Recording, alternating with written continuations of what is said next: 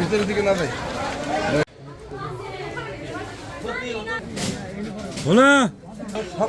সকালে আর কি লাগবে মানে সকালে মানে বড় লোক ছিল না, একজন ছিল অভিষেক গেছে গা, ঠিক আছে, সে অভিষেক গেছে গা তালা মেরা হঠাৎ করে আগুন মানে দাও দাও করে বাসি উঠছে।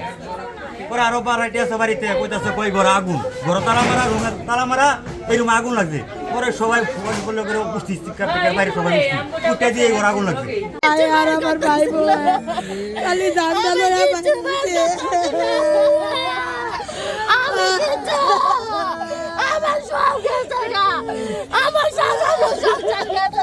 পঞ্চান্ন মিনিটের সময় শ্রীপুর ফায়ার স্টেশনে অগ্নিকাণ্ডের সংবাদ পাই।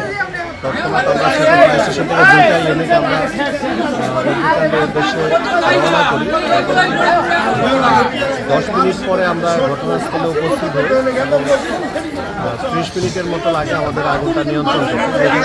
যেহেতু কোনো পানির সোর্স ছিল না, আমরা আগুনটা মোটামুটি নিয়ন্ত্রণ করছি। পরবর্তীতে আমাদের পানির গাড়িকে আমরা আবারও পানি ভর্তি করার জন্য পাঠাই।